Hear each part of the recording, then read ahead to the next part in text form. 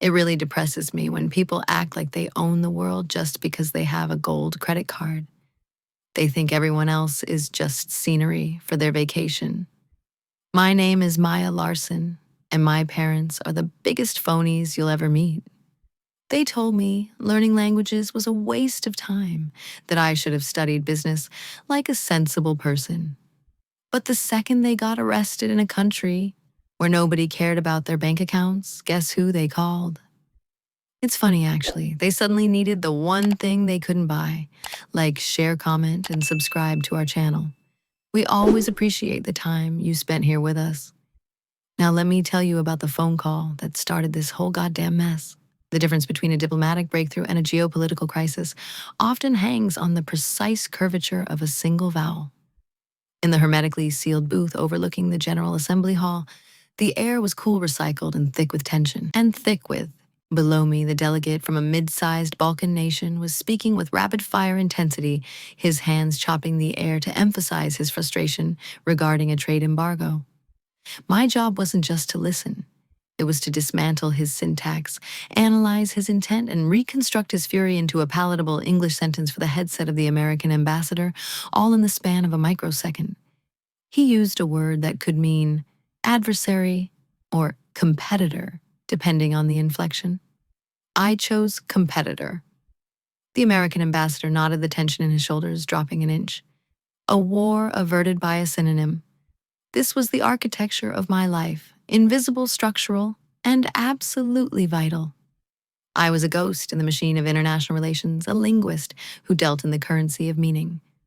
I took a sip of lukewarm water, my eyes scanning the next speaker's prepared remarks, feeling the familiar hum of adrenaline that came with high-stakes interpretation. I was in control. I was respected. I was exactly where I belonged. Then the phone in my pocket buzzed against my hip. It was a persistent, jagged vibration that shattered the rhythm of the booth. I ignored it, focusing on the French delegation's response, but the buzzing returned 3 minutes later, then again. During a brief recess, I pulled the device out. The screen illuminated the dim booth dad. My stomach tightened, not with worry, but with a sudden sharp drop in temperature. Seeing that name didn't conjure images of family barbecues or warm holidays. It triggered a sensory assault of heat, scratchy polyester, and the specific hollow ache of invalidation. Suddenly, the sterile silence of the UN booth dissolved, replaced by the humidity of a university quad 3 years ago. I was standing in the grass, the hem of my graduation gown heavy with sweat. I held 2 pieces of parchment in my hand, a dual degree in linguistics and international relations, graduated summa cum laude. The ceremony had been long filled with speeches about bridging divides and global citizenship concepts that made my heart race with possibility. I had scanned the crowd for 2 hours looking for my parents, but the seats reserved for Frank and Linda Larson had remained empty. I found them afterward near the parking lot, standing by the trunk of their luxury SUV, checking their watches with synchronized impatience. My mother, Linda, was inspecting a smudge on her sunglasses, while my father, Frank, was already loosening his tie, his face flushed with the annoyance of being inconvenienced. I remembered holding the diplomas out a silent offering, waiting for the pride I had convinced myself was inevitable. Frank hadn't even looked at the papers. He had looked at the traffic building up on the main road. "We skipped the ceremony, Maya," he had said, his voice carrying that familiar blustery authority that tolerated no dissent. It was 3 hours of people droning on. It's just talking. You know how I feel about this. I had tried to speak to explain that the talking was the culmination of 4 years of rigorous study, but he had cut me off with a wave of his hand. "Learning other languages is useless when everyone speaks English anyway," he declared, opening the car door. "You're a smart girl, but you wasted your time. You should have studied business. At least then you'd know how the real world works. Now come on, we have a dinner reservation at 5, and I'm not missing it because of traffic." I had stood there, the useless degrees trembling slightly in my grip, watching them get into the car. They didn't understand that English wasn't a magic key that unlocked every door in the world. It was just one frequency in a spectrum they were too arrogant to hear. That day, I realized that to them, my voice was just background noise. I filed the hurt away, buried it under accolades and certifications, and moved to New York. I hadn't seen them since. The phone buzzed again in the present, snapping me back to the cool air of the booth. I stared at the screen. Frank Larson never called. He texted demands or forwarded articles about the stock market. A phone call meant something had broken. I stepped out into the corridor, the heavy soundproofing doors sealing the chaotic world of diplomacy behind me, and accepted the call. Maya. His voice was unrecognizable. The bluster was gone, replaced by a high-pitched, breathless panic that sounded physically smaller than the man I knew. Maya, are you there? I'm here, Dad, I said, my voice dropping automatically into the neutral professional register I used for panicked diplomats. What's wrong? We're in, God, I don't even know, Porto Veno, some coastal town. We're in a police station. Maya, they took our passports. The words tumbled out over each other, stripped of syntax. Your mother is crying. It's hot. It smells like bleach and cigarettes. You have to help us. I walked over to the window overlooking the East River, watching the ferries cut through the gray water. Why are you in a police station? Dad, it's ridiculous. The old indignation flared briefly, then collapsed again. We were just walking. There was some guy, a local official or something, I don't know. He started yelling at us in gibberish. I tried to tell him to calm down. Maybe I raised my voice a little, but then 3 other officers showed up. They won't listen to reason. I keep telling them I'm an American citizen, but they just stare at me. They don't speak a word of English, Maya. Not a single word. It's like talking to a wall. Porto Veno, I murmured. A protectorate with a unique dialect, a blend of Romance roots and archaic maritime law. It was beautiful, rigid and notoriously bureaucratic. Did you try to use a translation app? I don't have signal, he shouted, then lowered his voice to a whisper. And the one time it worked, the guy got angrier. Maya, they're talking about detention, real detention. You have to fix this. You speak. Whatever this is, right? You know these people. The irony washed over me so thick it almost had a taste. Learning other languages is useless when everyone speaks English anyway. The sentence hung in the air between New York and the Mediterranean. My father, the man who believed the world should bend to his dialect, was now trapped in a reality where his words were nothing but noise. He was experiencing exactly what he had dismissed, the absolute powerlessness of being unheard. He needed the very skill he had mocked to save him from his own arrogance. I can't fix it from here, Dad, I said calmly. The Porto Veno legal system relies on in-person advocacy. They value face-to-face respect above all else. Then come here, he pleaded. I'll pay for the flight, first class. Just get here. Please, they're looking at us like we're criminals. I looked at my reflection in the glass. I saw the interpreter, the expert, the woman who commanded respect, in rooms where maps were redrawn. I could have said no. I could have told him to figure it out, to use his business degree, to negotiate his release. But professional curiosity and a darker, colder desire for closure bloomed in my chest. I wanted to see this. I wanted to see Frank and Linda Larson stripped of their insulation. I wanted to stand in that room and demonstrate with surgical precision exactly what my useless degree could do. I'm looking at flights now, I said, my voice steady. Sit tight. Don't say another word to anyone until I get there. Do you understand? Yes, he breathed, sounding like a child. Just hurry. I hung up. I wasn't going as a daughter rushing to save her parents. I was going as a specialist responding to a crisis. The narrative had shifted. For the first time in my life, I held the only currency that mattered, and I intended to spend it carefully. I booked the ticket, packed my bag, and prepared to translate a lesson they would never forget. The flight to Porto Veno was a masterclass in transitions. I moved from the steel and glass precision of JFK to a connecting flight in Rome, and finally to a turboprop that shuddered its way down to the sun-bleached airstrip of the coastal municipality. By the time I stepped onto the tarmac, the air was a physical weight heavy with salt diesel and the relentless Mediterranean heat. Portoveno wasn't a tourist trap. It was a functioning port town with a history of maritime law that predated the U.S. Constitution by 5 centuries. It was a place where paperwork was a religion and bureaucracy was the liturgy. I adjusted my blazer, smoothed the creases of my travel trousers, and hailed a taxi. The driver, a weathered man smoking a thin cigar, looked at me in the rearview mirror. I gave him the address of the gendarmerie in the local dialect, a specific blend of Italianate rhythm and archaic vocabulary. His eyebrows shot up, the cigar twitching in the corner of his mouth. "You go to the House of Troubles, Signorina?" he asked. "Business," I replied. "Family business." He didn't ask anything else. In Portoveno, you respected the silence of others. The gendarmerie was a blocky, mustard-colored building that radiated heat. It didn't look like a police station so much as a fortress of administration. There were no sirens wailing, just the low, constant hum of air conditioning units fighting a losing battle against the climate. I walked inside, the contrast between the blinding sun and the dim fluorescent interior momentarily blinding me. The air smelled of stale espresso floor wax and anxious sweat.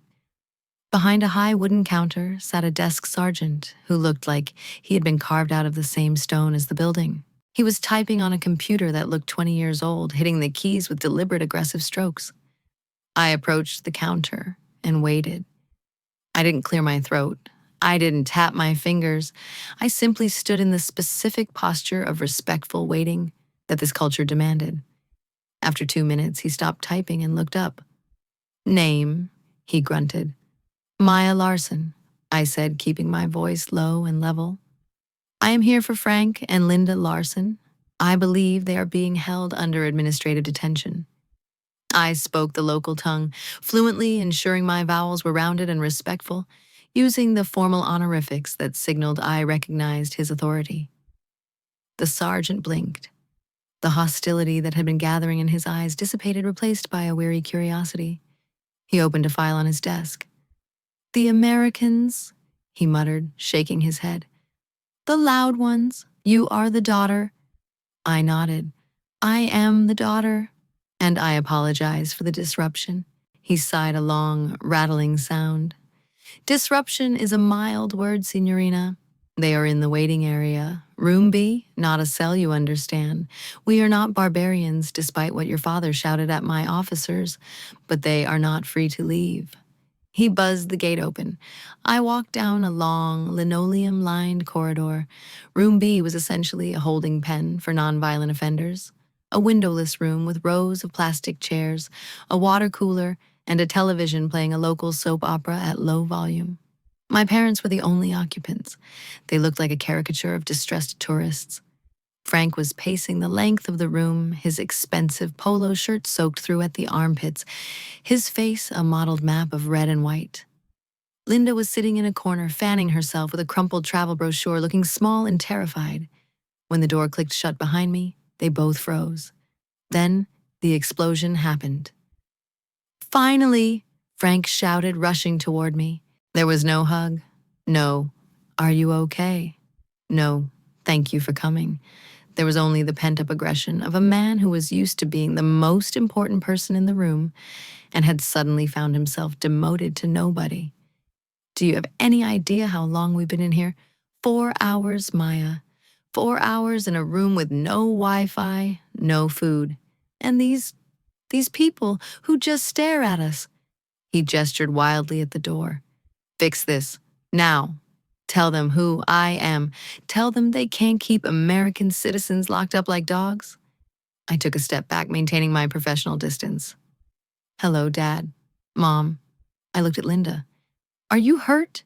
She shook her head, her eyes wide. We're thirsty, Maya, and scared. They took our passports." "They take passports so you don't flee the jurisdiction," I said calmly. "It's standard procedure." I turned back to Frank. "Before I say anything to anyone, I need to know exactly what happened. The sergeant mentioned you were loud." "What was the inciting incident?" Frank scoffed, wiping sweat from his forehead. "It's a shakedown, that's all it is. A scam. We were walking near the marina. We finished some gelato. I dropped the cup in a bin, or I thought it was a bin. It was some kind of planner. Who puts a planner next to a bench? Anyway, this little guy in a uniform comes up to us, starts jabbering, pointing at the cup. He writes out a ticket, 50 euros. For a paper cup. So you paid the fine? I asked, knowing the answer. Of course I didn't pay the fine, Frank roared, his voice echoing off the bare walls. I'm not going to be extorted by some rent-a-cop because their signage is unclear. I told him to forget it. I told him we're tourists bringing money into his dying little town, and he should be thanking us. My stomach turned. I could see the scene perfectly. The arrogant dismissal. The volume. And then he grabbed my arm, Frank said, his eyes narrowing. He tried to stop me from walking away, so I slapped the ticket out of his hand. I told him he was an uneducated little tyrant and that I wanted to speak to his supervisor. Next thing I know, 3 more cops show up and shove us in a van. I closed my eyes for a second. Dad, you didn't just litter. You committed vilipendio di pubblico ufficiale, disrespecting a civil servant. In this country, public officials are considered extensions of the state. Insulting them while they are performing their duties isn't just rude, it's a crime. Slapping the ticket out of his hand. That's assault on the administration. Oh, stop with the technicalities, Linda chimed in, her voice shrill. It was a misunderstanding. Just explain it to them, Maya. You're good at words. Twist it around. Tell them Dad was, I don't know, confused. Tell them he has a medical condition. Just get us out. I looked at them. They hadn't learned a thing. They were sitting in a police station in a foreign country, facing criminal charges, and they still believed the laws of physics didn't apply to them because they carried blue passports and credit cards. They wanted me to lie. They wanted me to use the skill they had called useless to manufacture a reality where they were the victims. I went to the desk before I came in here, I said, my voice hardening. I read the preliminary report, the officer you insulted. He wasn't a rent-a-cop. He was a lieutenant in the municipal guard, and the report says you called him a peasant and a thief. Is that accurate? Frank crossed his arms, looking like a petulant child. I was angry. He wouldn't speak English. If you want to do business internationally, you speak English. It's common sense. He was being difficult on purpose. He was speaking his language in his country. I countered. Dad, this is serious. You are looking at a potential court date. You need to show humility. You need to apologize sincerely and pay the fine, plus the penalties. I am not apologizing to that man, Frank spat. And I am not paying a dime more than I have to. You're here to translate, Maya. That's your job, isn't it? You're the expert, so go out there and tell them that this is a diplomatic nightmare waiting to happen. Tell them I know people. You want me to threaten them? I asked, a dangerous calm settling over me. I want you to translate what I say. Frank stepped into my personal space, pointing a finger at my chest. Stop lecturing me. You always do this. You think, because you know some fancy words, you're better than us. You're not. You're my daughter, and you're here to help us. So, when we go in there, you repeat what I say, word for word. Don't soften it. Don't handle me. Just translate. Do you understand?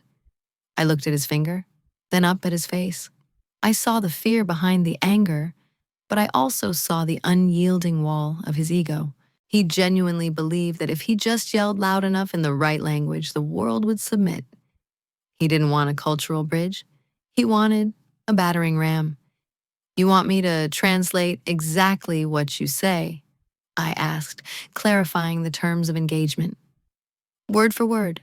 No spin, no softening. Exactly, Frank said, mistaking my question for submission. I'll do the thinking. You just be the mouth. Okay, I said. A cold, sharp clarity crystallized in my mind.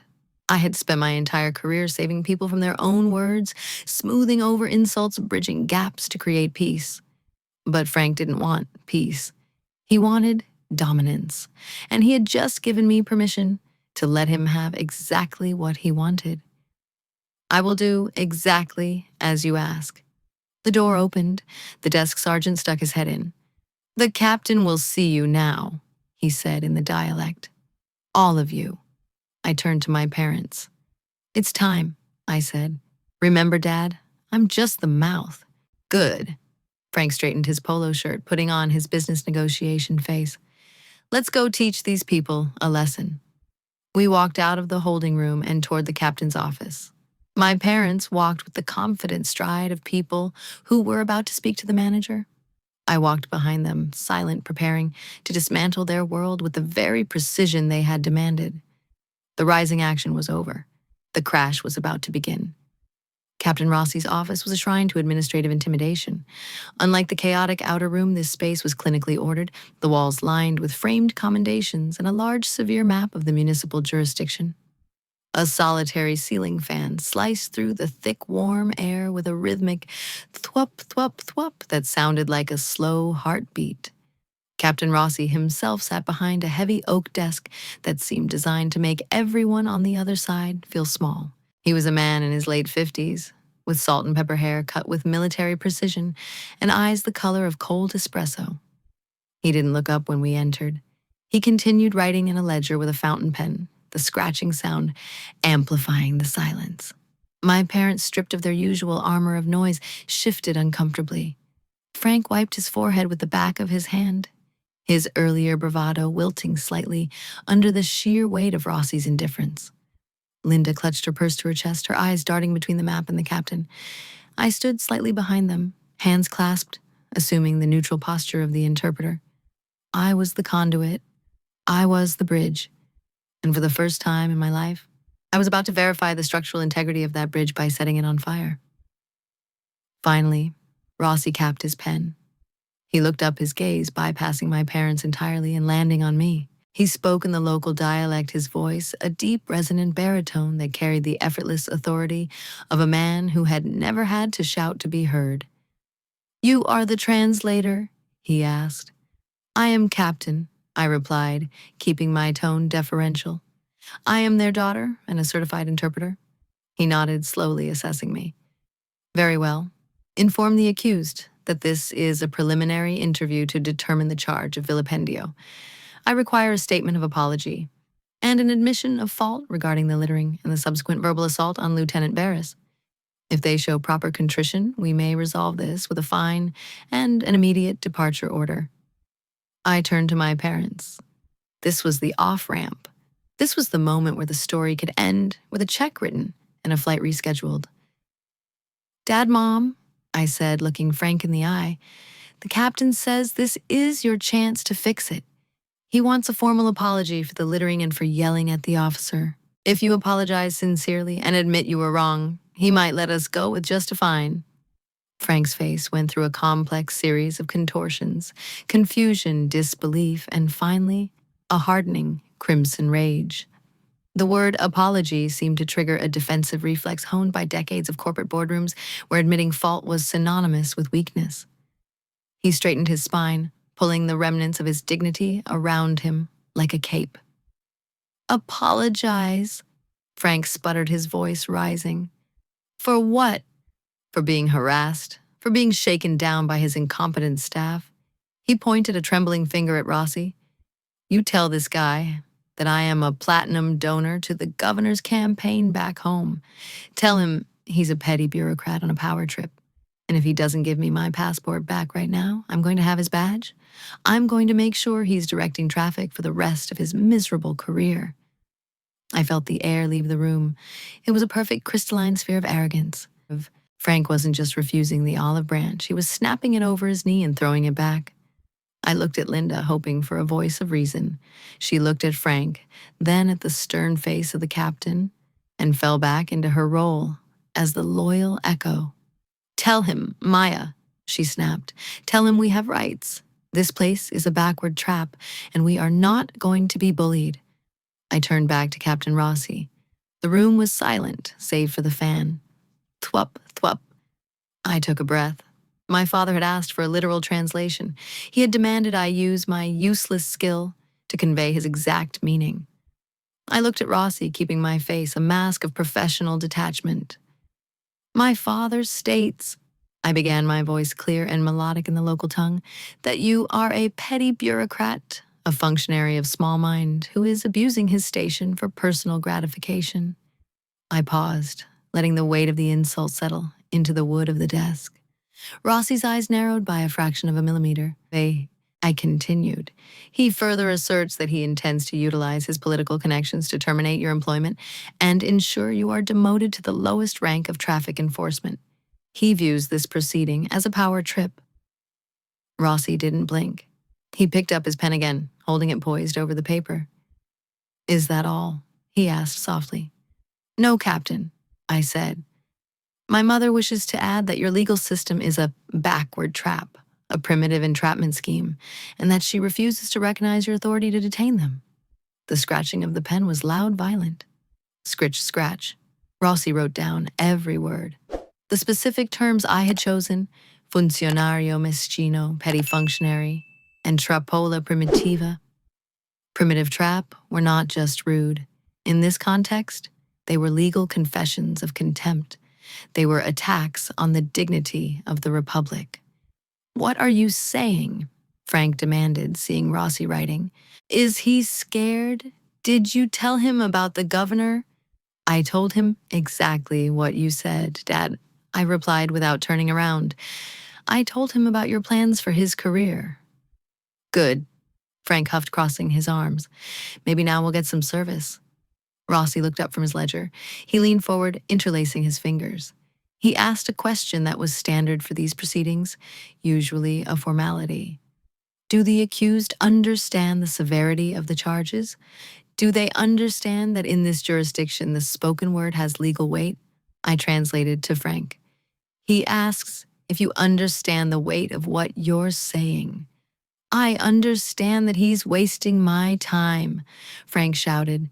Tell him to stop posturing. Tell him he looks ridiculous in that uniform. It's like a costume party. My heart hammered against my ribs. This was it, the point of no return. My father adds, I translated, that your uniform, the symbol of your office, is ridiculous. He compares your authority to a costume party, implying you are a clown pretending to be an officer. Rossi stood up. The chair scraped loudly against the floor. He walked around the desk, moving with a slow, predatory grace. He stopped inches from my father, who held his ground, but looked suddenly unsure as the captain towered over him. Rossi stared at Frank, then at Linda, examining them like specimens under a microscope. Then his eyes slid to me. For a moment, time suspended. In the chaos of the interrogation, my parents began bickering behind me. You shouldn't have said the costume thing, Frank, Linda hissed. Shut up, Linda. It's the only language they understand. Strength, Frank shot back. While they argued, Captain Rossi and I were locked in a silent exchange. I saw a flicker in his eyes, a spark of intelligence that didn't match the stoic persona he was projecting.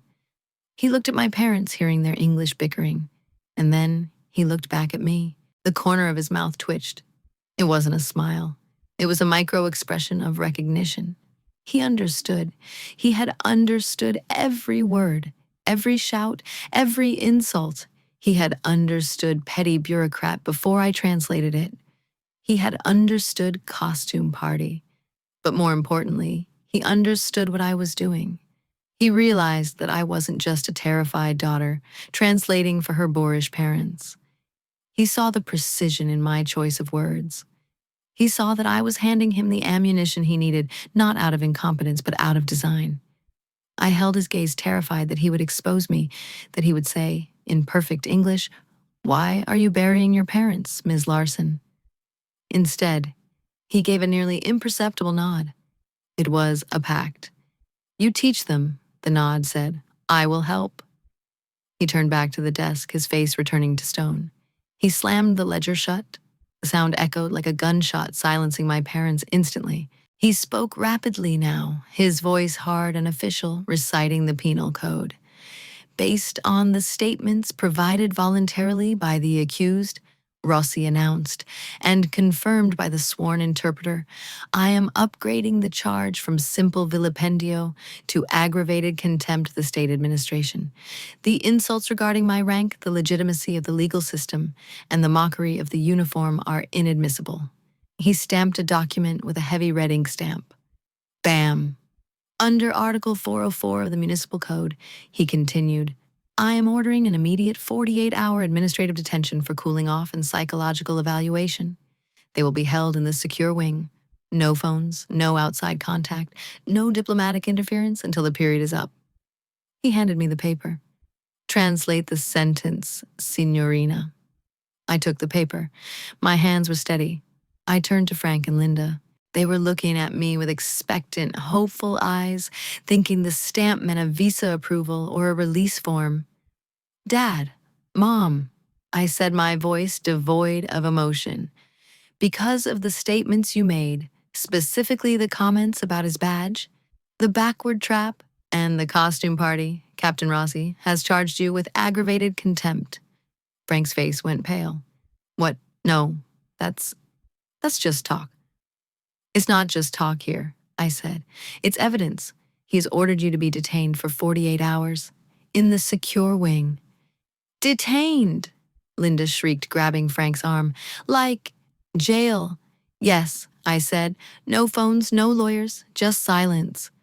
You didn't fix it, Frank yelled, panic finally overtaking his arrogance. What did you tell him? You were supposed to smooth it over. I did exactly what you asked. Dad, I said, and the satisfaction in my chest was colder and heavier than I expected. I translated word for word. I didn't add any spin. I didn't soften it. You called him a petty bureaucrat, so I told him you called him a petty bureaucrat. You said his uniform was a costume, so I told him that. I was just the mouth. Remember? You, Frank stammered, realizing the trap he had built for himself. You did this on purpose. I honored your request, I said simply. Captain Rossi pressed a button on his desk.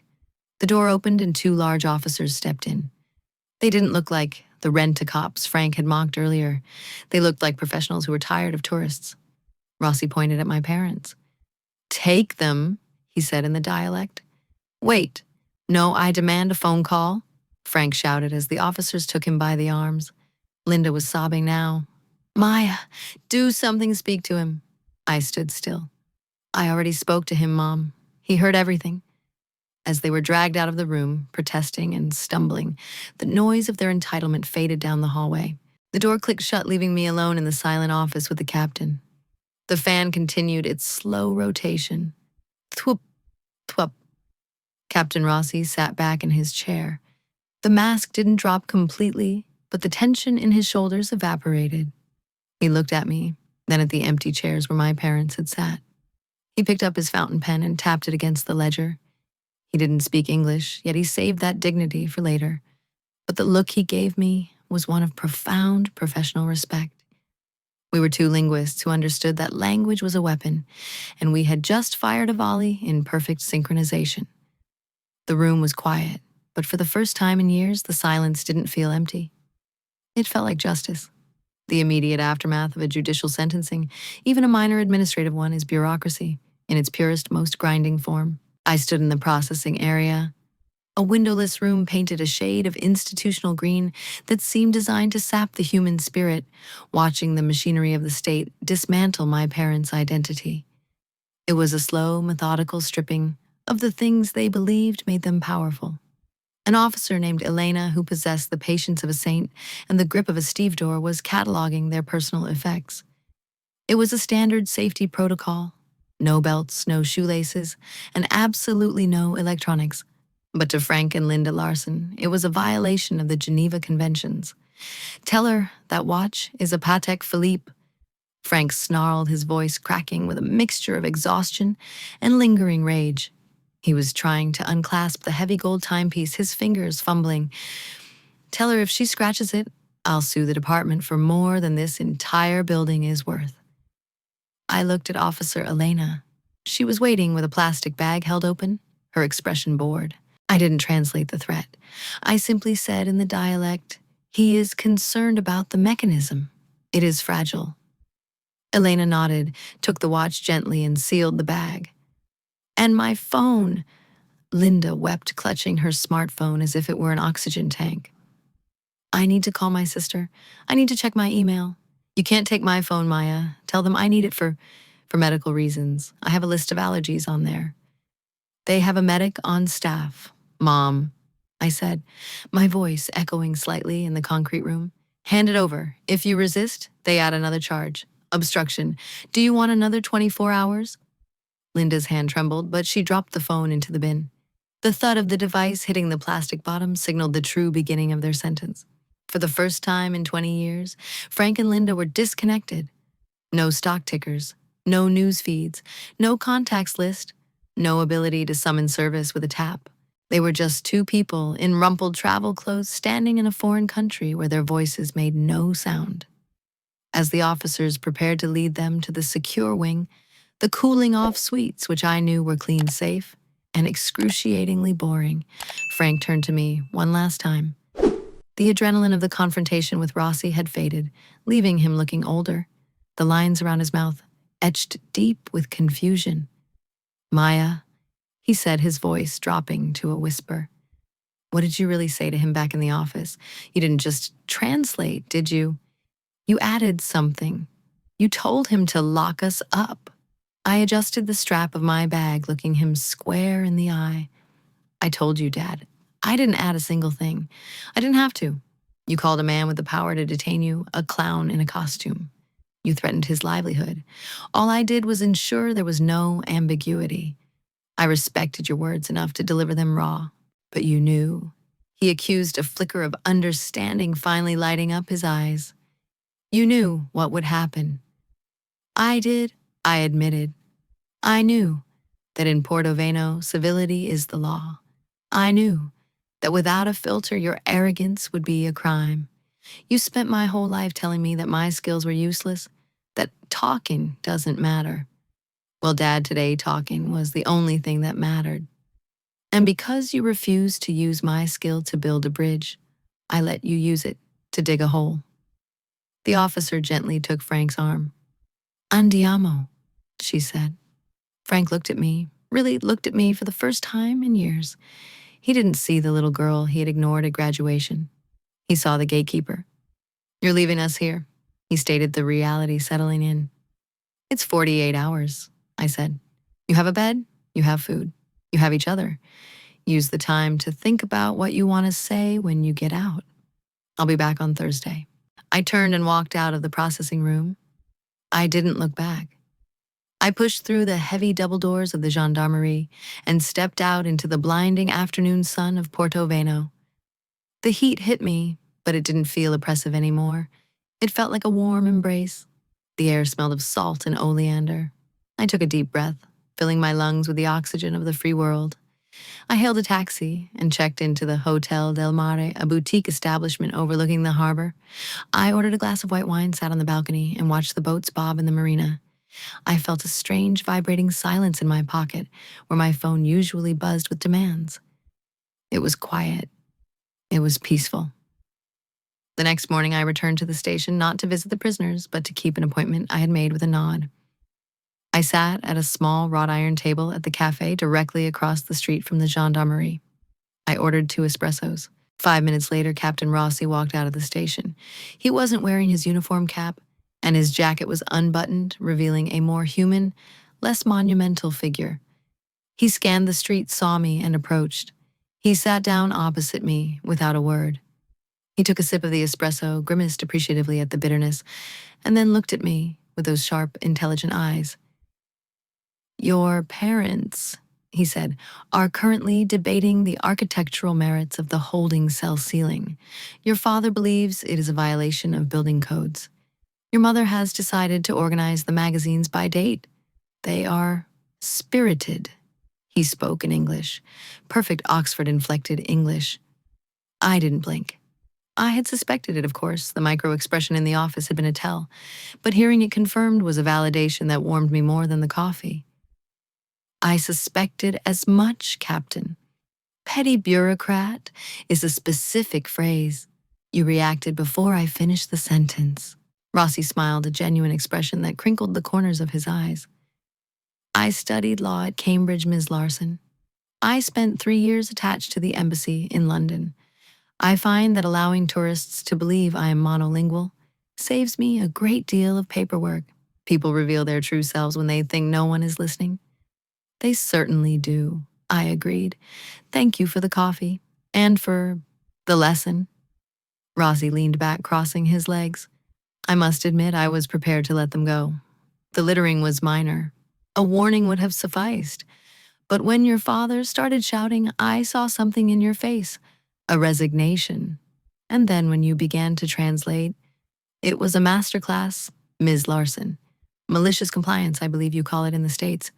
Accuracy, I corrected him, smiling over the rim of my cup. My father values precision. He believes that if you just speak English loudly enough, the world bends to you. He called my profession useless. He said I should have studied business.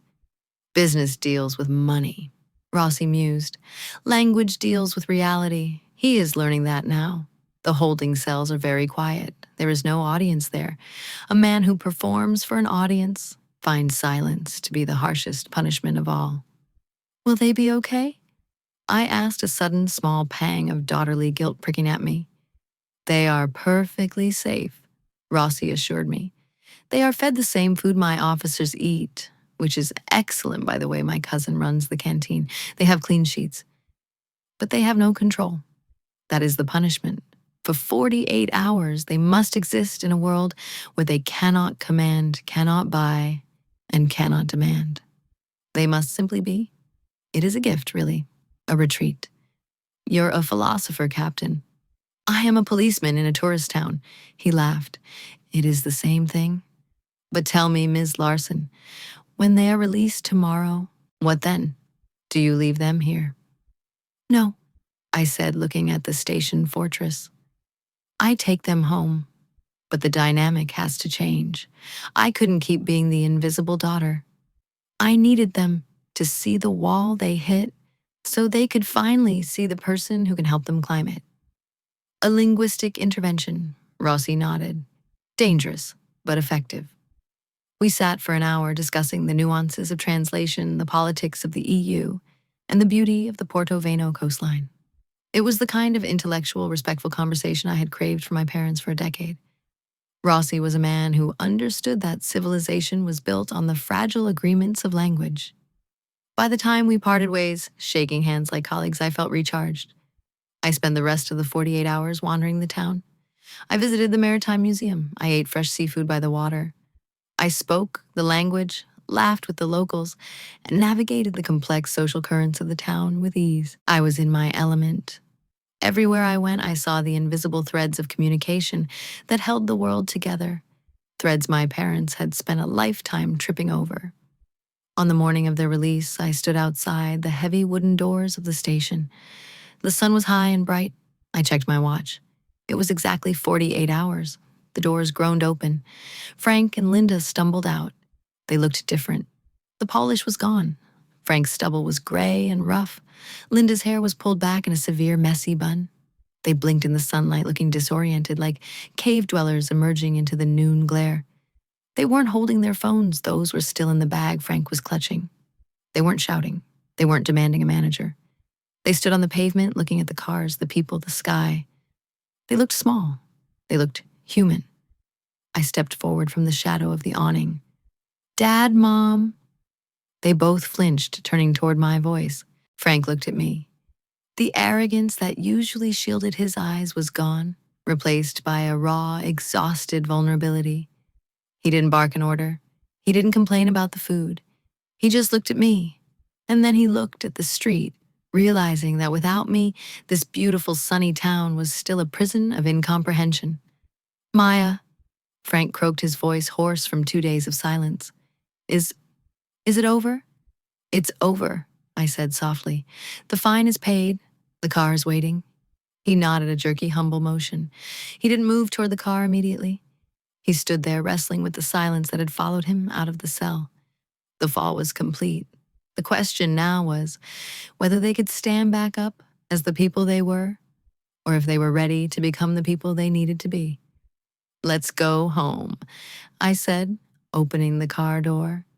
And for the first time, they waited for me to get in first. The silence between the heavy oak doors of the gendarmerie and the waiting taxi was thick enough to choke on. My parents stood on the sidewalk blinking in the harsh coastal light, stripped of the manic energy that had defined them for as long as I could remember. They looked lighter somehow, as if the weight of their own self-importance had been shed in that cell, leaving behind two people who were just tired, hungry, and profoundly humbled. Frank reached for the door handle of the taxi, his hand trembling slightly, but then he stopped. He froze, his back stiffening, not with aggression this time, but with a sudden, rigid resolve. He turned around, looking back at the station. "Wait," he murmured. "I can't leave like this." Before I could ask what he meant, the station door opened again. Captain Rossi stepped out. He was back in his full uniform, the gold braid on his shoulder, catching the sun, looking every inch the authority figure my father had mocked 2 days ago. Frank took a breath. He stepped away from the safety of the taxi and walked back toward the steps. I followed, my pulse quickening. I wondered if the 48 hours had been enough, or if Frank Larson was about to relapse into the ugly American who demanded the last word. Linda stayed by the car, watching with wide, fearful eyes. Frank stopped at the bottom of the stairs, looking up at Rossi. The captain stood motionless, his face an unreadable mask of granite. Frank turned to me. "Maya," he said, his voice low and devoid of its usual bluster. "Translate for me, please." It was the please that did it. It wasn't a demand. It was a request for help. "I will," I said. Frank looked at Rossi, squaring his shoulders, but this time his posture was one of respect, not dominance. "Tell him," Frank began, searching for the words, "that I was wrong. Tell him that I was rude and arrogant and that I disrespected his home." I looked at Rossi and translated, my voice steady. "My father wishes to state that he was in error. He admits to being rude, arrogant, and disrespectful to your jurisdiction." Frank continued, "Tell him that the time in there, it made me think. Silence is a hard thing to listen to.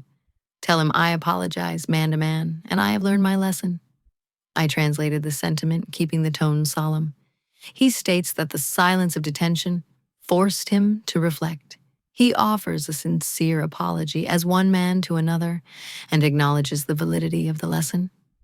Captain Rossi listened to the translation without blinking. Then slowly the granite mask cracked. He didn't smile, but his expression softened into something resembling approval. He walked down the steps, closing the distance between them. He extended his hand. Frank took it, gripping it firmly. Rossi spoke in the dialect, his voice deep and resonant. "Respect is the universal language, Mr. Larson. When you have that, you do not need a translator. Go in peace." I translated the words. Frank nodded, his eyes shining with a sudden, unexpected moisture. "Thank you," Frank said in English. "Grazie." He added the word, clumsy but sincere. Rossi nodded to me, a small private acknowledgement of our shared conspiracy, and turned back into the station. We walked back to the taxi in silence. We got in, and the driver pulled away, navigating the winding streets of Portoveno toward the airport. For 10 minutes, the only sound was the hum of the tires. Then Frank cleared his throat. He was staring out the window at the azure sea. "You left us in there on purpose, didn't you?" The question wasn't angry. It was factual. It hung in the air, heavy and unavoidable. Linda gasped softly, looking at me, but she didn't interrupt. "I did," I answered, keeping my eyes forward. "You asked me to translate your words exactly. You wanted to call him a petty bureaucrat. You wanted to mock his uniform. If I had softened it, if I had fixed it for you like I always do, you would have walked away, thinking you were right. You would have learned nothing." Frank turned to look at me. "So, you let us walk into a trap." "I let you build the trap yourself, Dad," I said gently. "I just didn't take the shovel out of your hands. You told me language was useless. You told me my skills didn't matter. I thought it was time you saw what the world looks like when you don't have a translator to save you from yourself." Frank looked down at his hands, the hands that had built a business empire, the hands that had signed checks and pointed fingers. At your graduation, he said quietly, the memory seeming to surface from a deep submerged place. I didn't skip it because I thought it was useless. Not really. I turned to him surprised. Then why? Because I was intimidated, he admitted, his voice cracking. I sat there looking at the program, seeing all those languages, French, Arabic, Mandarin, and I realized I couldn't read a single one of them. I felt stupid. I felt small. And I hate feeling small, Maya. So I did what I always do. I attacked it. I told myself it didn't matter that I was the important one because I had the money. I belittled it so I wouldn't have to feel like I was on the outside looking in. He looked up, his eyes meeting mine, raw and unguarded. But in that cell for 2 days, I was on the outside, and I realized that without you, I am deaf and mute in most of the world. Your skill isn't useless, Maya. It's power, and I was jealous of it. The admission hit me harder than any apology could have. All the years of dismissal, the business degree comments, the eye rolls, it wasn't disdain. It was insecurity. He hadn't been mocking me. He had been protecting his own fragile ego. I reached out and took his hand. It was rough and warm. I didn't want to hurt you, Dad, I said. I just wanted you to hear me. I hear you. He squeezed my hand, loud and clear. Linda leaned forward from the other side of the seat, resting her head on Frank's shoulder, her hand covering ours. Next time we travel, she whispered, you pick the destination and we'll learn the basic phrases before we get on the plane. Deal. Deal. I smiled, feeling the knot in my chest, one that had been tight for 3 years, finally begin to loosen. 6 months later, the air in the General Assembly Hall was electric. The session was an emergency summit on global trade standards, a dense, high-stakes negotiation that had the entire world watching. I was in booth 4, my headset on my microphone live. The screen in front of me showed the Japanese delegate speaking with rapid, passionate intensity. My brain was in that familiar, hyper-focused flow state, grabbing the concepts economics, sustainability, mutual obligation, cross-border integrity, and reshaping them into English for the delegates listening on Channel 1. I paused for a microsecond to take a breath, and my eyes flicked up to the public gallery. It was usually filled with students or press. But today, in the front row of the VIP section, sat 2 people who looked distinctly out of place among the diplomats. Frank and Linda Larson were wearing the oversized plastic UN headsets. They were leaning forward, their eyes glued not to the floor, but to the glass booth where I sat. Frank caught my eye. He didn't wave, that would be a breach of decorum, but he tapped the side of his headset and gave me a thumbs up. He was listening to my voice. He was listening to the invisible architecture I was building between nations. He wasn't checking his watch. He wasn't looking for an exit. He was listening to every word, finally understanding that the person bridging the divide wasn't just a translator. She was his daughter. And for the first time, he knew exactly what that meant. I smiled, turned back to the microphone, and continued to speak the world into existence. Sometimes the harshest lessons are the ones that finally bridge the gap between us, proving that silence can speak louder than any shout. If you enjoyed this tale of malicious compliance and family redemption, please hit that subscribe button and let us know if you think the parents deserved a longer sentence. We read every single comment of your thoughts. Thank you for listening. This has been a story from Radiance. We'll see you next time.